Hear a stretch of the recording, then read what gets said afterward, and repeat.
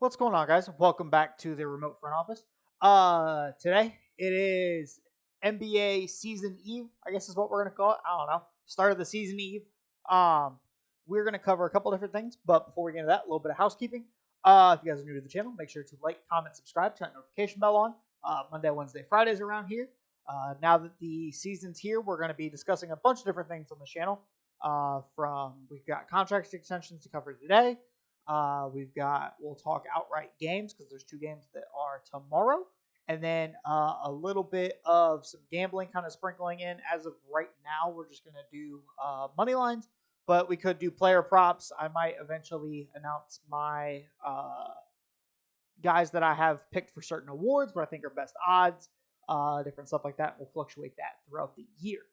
But first and foremost, we are going to cover some extensions as there was a deadline today, Monday, as of recording, for 5 p.m. Central for rookie extensions. So we'll cover the guys that got their extensions. We'll cover guys that didn't get their extensions. We won't go really much into as far as what that means for their free agency, just due to the fact there's a lot of things that can change between now and then as far as performances and other things like that. But we will just kind of give a brief overview of who got covered, who didn't, and then, like I said, we'll go into covering opening night. So let's go ahead and get into it. So the first one came Sunday. Zeke Naji from the Denver Nuggets got a 4-year, $32 million extension. It does include a player option. I think this is a good deal for Denver. I think it's a good deal for Zeke Naji. As some of their guys from last year kind of fade out via going to other teams, I think there is a potential for Zeke to end up getting some more additional minutes. And I think for what this cap projects to be as of right now, getting for under $10 million a year, you're getting him for under what the mid-level exception is going to be here in a couple of years. So I think it's a really good deal. And I think there's a pretty slim to none chance that he either exceeds or plays at this contract. I'm very confident in him. I've liked the flashes I've seen. I just think at this point he needs more minutes. So for Denver to get him on such a good deal, I think is a win-win for both sides. Next guy, sorry, I got to sit here and scroll through all the guys that got converted from two-way deals. Something I will also briefly cover is Steven Adams is undergoing season-ending surgery. Really unfortunate because I feel like Steven Adams kind of makes or breaks how the Grizzlies go. Also, it kind of screws with my projections that I announced the other day as far as win totals, because I think Steven Adams is a big crutch that this team's been missing for a little while. Because Jaren Jackson Jr. at center, we've proven, I feel like, time and time again, just leads to him over fouling and over compensating, and he ends up playing less minutes. And on top of that, you already have Brandon Clark that is out for this year as well. So all that combined, I think, is rather unfortunate. Another guy that got a contract extension over the weekend is Zach Collins. He got a 2-year, $35 million deal. A lot of people might say, wow, he got almost $20 million. Doesn't make a lot of sense. From everything I've heard from various podcasts and just kind of paying attention to things, it seems that San Antonio, right now at least, views Wembanyama as a power forward. So it makes sense because Zach Collins, as of right now, is your starting center. Worst case scenario, it is still a tradable contract. It does put him through the 25-26 season because he was already on a deal, and this is just an extension. But again, starting center for at least the foreseeable future. And I don't know if Wembanyama will ever go full-time center, at least for San Antonio. But just to have the guy next to him locked down for the next couple of years, and even this is potentially backup money in a couple of years once this contract kicks in. So I think it's a win-win for both teams. The next guy that got a deal, which was kind of surprising, Denny Avdia for the Washington Wizards got a 4-year, $55 million deal. I see it in ways, but I also think it was a little early.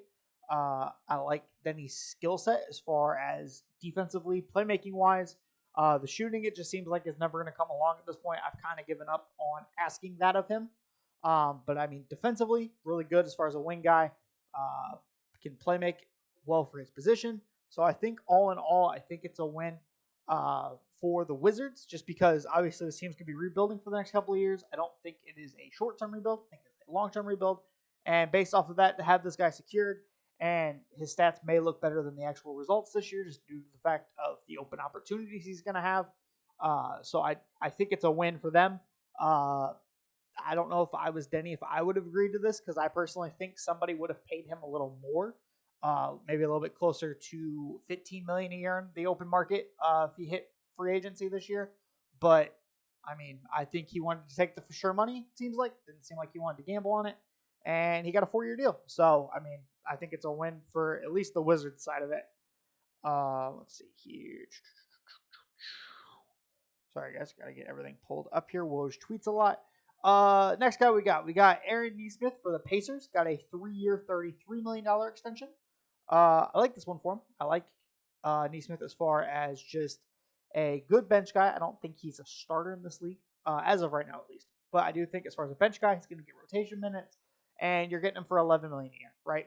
If Bruce Brown does leave after this year, opens a little bit more forward minutes for him, and I do think he could develop into a top 7 guy in a rotation pretty easily. But I do think that, again, good value for both sides. This is the mid-level exception in like 2 years. So I think it's a win-win for both sides. Cole Anthony surprisingly got an extension today. 3 years, $39 million. I don't know if I love it for Orlando. I understand it. You want to keep the guy. I think he's a good player. But that guard rotation at this point is so heavy. You have Fultz that's coming up on. He's due for a contract this offseason. You just drafted Anthony Black. You now have Cole Anthony. Jalen Suggs is still on a rookie deal.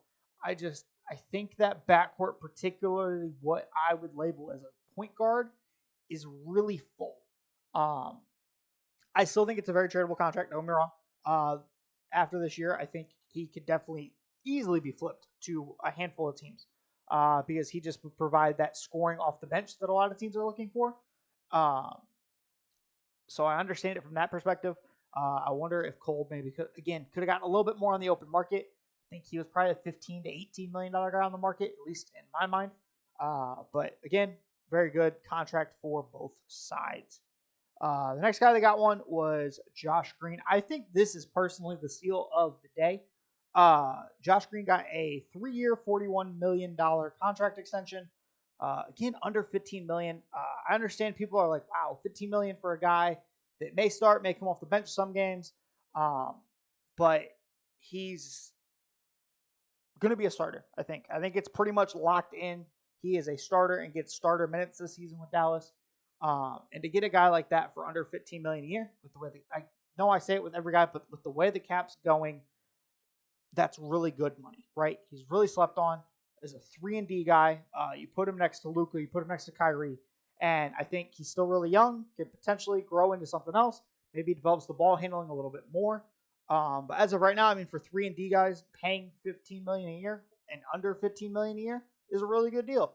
And Josh Green fits that bill really, really well. Other than that, though, I believe there's one more. Onyeka Okongwu got his extension right before the deadline. He got a 4-year, $62 million deal. I like this deal because I've always liked Okongwu's just game. He's a shorter center. He's going to play defense. He rebounds really well. He's a good finisher. He's an excellent lob pairing for Trae Young. I really like that combination. Just as a vertical spacer and defensively can switch. He shows a lot of different things. Has a lot of different tools. The one thing that concerns me is you still have Clint Capella on this roster. I don't know if I want to be paying both of them at the same time, right? Center position, I feel like, is the smallest gap between floor to ceiling out of the entire position. Maybe point guards up there pretty close. But I think as far as replacement level, it's pretty close between the two. I know I've been saying they should trade Clint Capella for like 2 or 3 years now, kind of like the John Collins thing. But I think this kind of accelerates that, right? You paid the man for the next 4 years, so he's got 5 years left. What does he provide you? What is he going to be, right? And you kind of got to see that at some point. I understand Atlanta wants to win, and Trae Young needs to win games. But at some point, you have to see what you get out of Onyeka Okongwu, right? You just have to. It's just how it works. So I think all that put together, I think Clint Capella gets traded this year. I know, crazy bold prediction, right? Atlanta trade somebody, wow.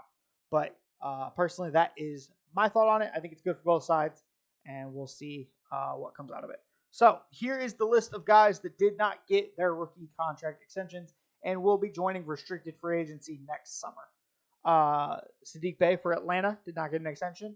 Emmanuel Quickly for New York did not get an extension. Patrick Williams for the Bulls.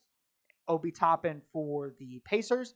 And then Precious Achiuwa for the Raptors. Guys that I'm kind of surprised didn't get it. I think Quickly, I'm kind of surprised didn't get a deal done. I understand that guard rotation is pretty heavy up there still. But I think he's been one of the brighter spots in New York's guard rotation, so I'm kind of surprised he didn't get one. Saddiq Bey, we don't really know exactly what he is yet, so I'm understanding on Atlanta's hesitancy. You already paid DeAndre Hunter. You really also want to pay Saddiq Bey, especially if he's not going to end up with a starting role. Patrick Williams has been up and down. There was some kind of weird stuff on Zach Lowe's podcast the other day about what Patrick Williams wants as far as a number that I quite frankly can't see yet. Obi Toppin, again, has kind of been hidden in New York, so we don't really know what he is. So I'm kind of surprised they didn't do like a buy low. I'm assuming Obi didn't want to agree to it, but I really thought maybe Indiana would get him at like a 4 for 50 or something like that. And then Precious Achiuwa, again, it's kind of hard to tell with Toronto. I don't know. Again, I kind of thought he'd get more of a prove-it deal, but we'll see. But yeah, that is the rookie contract extensions portion of this. Next, we are going to go to opening night. We are about 24 hours away.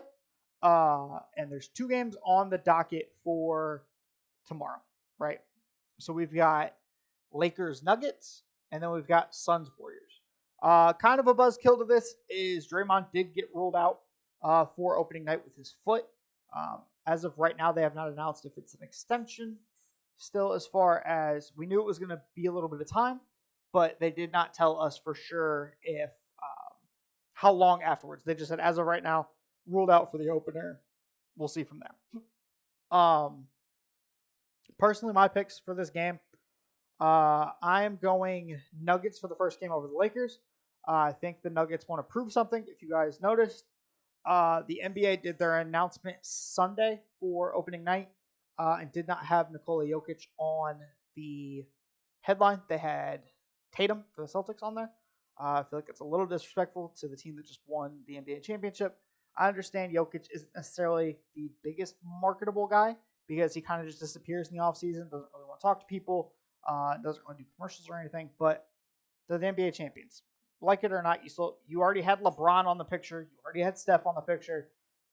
Just throw Jokic on there, right? I think it's just common courtesy.